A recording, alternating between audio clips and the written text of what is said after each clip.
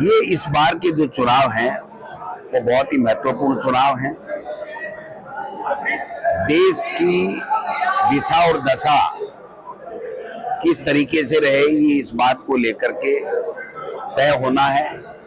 10 साल से केंद्र में मोदी जी देश के प्रधानमंत्री के रूप में काम कर रहे हैं। 10 साल में उन्होंने केवल और केवल कांग्रेस को कोसना,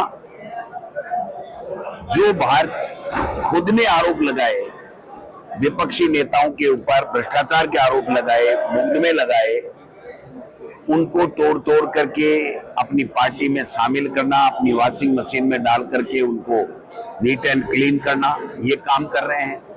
किसानों के साथ अत्याचार कर रहे हैं।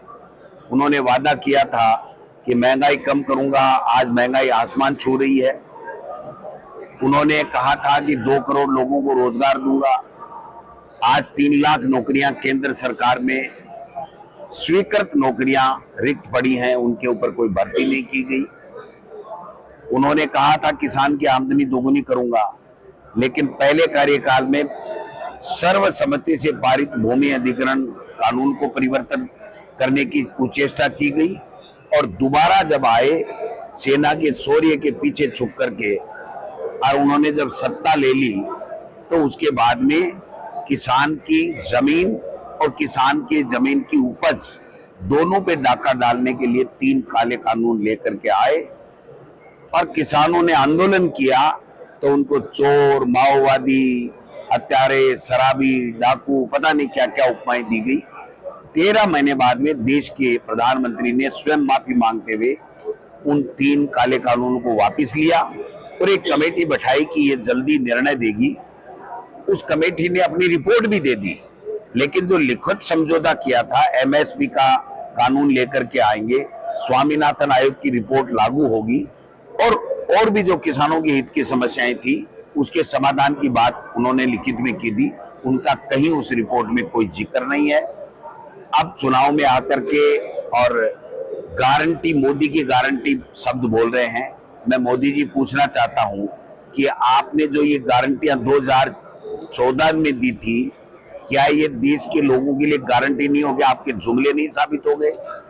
आपने 2018 में जयपुर और अजमेर में कहा था कि आरसीपी को राष्ट्रीय परियोजना घोषित करूंगा, क्या वो जुमला साबित नहीं हो गया?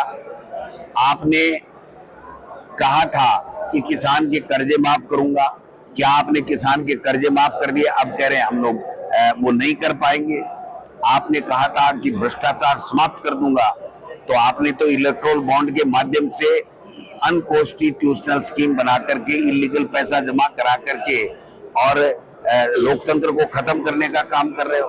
कितनी सरकारें गिरा दी उन्होंने, कितने एमपी एमएलए तोड़ रहे हैं, किस तरीके से जो है वो देश में लोकतंत्र की हत्या करने का नंगा नाच किया जा रहा है।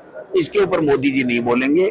जब चुनाव आएंगे तो सारे मुद्दों की बात छोड़ करके हिंदुस्तान, पाकिस्तान, शमशान, कब्रिस्तान, धर्म की बात करना, राम मंदिर की बात करना और इस तरीके की बातें करके और वापस वहीं लेकर के इस चुनाव को धर्म के आधार पर बनाने की चेष्टा करेंगे और पुनः सत्ता में आने की कुचेष्टा करेंगे। लेकिन अब की बात देश के लोग समझ गए हैं कि मोदी जी जुमले देते हैं, मोदी जी एक भी काम नहीं करते। आप बताइए, यूपीए सरकार के समय right to education, right to food जैसे मनरेगा जैसे कानून बने और मोदी जी के समय नोटबंदी, बेतरतीब जीएसटी और अनकॉन्स्टिट्यूशनल स्कीम का इलेक्ट्रोल बॉन्ड और बॉन्ड में जितना घोटाला हुआ, आज पूरा दुनिया हंस रहा है इनके ऊपर कि देखो क्या बोल रहे हैं और क्या कर रहे हैं। आप ऐसी कंपनियों से चंदा ले रहे हो जो 1 रुपए का प्रॉफिट है और आप 93 रुपए उससे चंदा ले रहे हो। ऐसी कंपनियों से आप चंदा ले रहे हो जिसको आप 5-5 हजार करोड़ के काम दे रहे हो और तत्काल दे रहे हो। ऐसी कंपनियों से आप चंदा ले रहे हो जिसपे ईडी, इनकम टैक्स और सीबीआई का छापा पड़ रहा है। 10 दिन, 5 दिन, 15 दिन और 1 महीने बाद में वो आपको इलेक्ट्रोल बॉन्ड दे रहा है और फिर आप कह रहे हो मैं भ्रष्टाचार समाप्त कर दूंगा। आप भ्रष्टाचार समाप्त नहीं करोगे। आपकी मंशा है कि 400 पार का ये जो परसेप्शन आप बना रहे हो ना, ये परसेप्शन बना के चुनाव जीतना चाहते हो और चुनाव जीत करके इनकी जो मंशा है वो ये है कि दोबारा से चुनाव नहीं हो, इस तरीके का संविधान में संशोधन कर दूं, या आरक्षण की व्यवस्था समाप्त हो जाए, इस तरीके का संशोधन कर दूं। और मैं चाहूं, मैं बनूं, तब तक मैं बनूं, मैं चाहूं वो देश का प्रधानमंत्री, राष्ट्रपति या प्रदेश के मुख्यमंत्री बनते रहें। इस प्रकार की इनकी मंशा के साथ में ये लोग बात काम कर रहे हैं। हमारी सरकार ने हमारी 5 साल में राजस्थान में बहुत अच्छे काम किए। 10 तरीके की गारंटी थी, वो गारंटी लागू हो गई। तेलंगाना में, हिमाचल में, कर्नाटक में 5, 6 और 8 तरह की गारंटियां दी थी, वो सारी की सारी लागू हो गई। इनकी गारंटी कोई लागू नहीं हुई। अभी विधानसभा चुनाव में देश के प्रधानमंत्री जी ने कहा था कि राजस्थान में पेट्रोल के ऊपर हरियाणा और यहाँ पर 12 रुपए का अंतर प्रति लीटर का है, और यहाँ पर लूट मचा रखी है कांग्रेस की सरकार ने।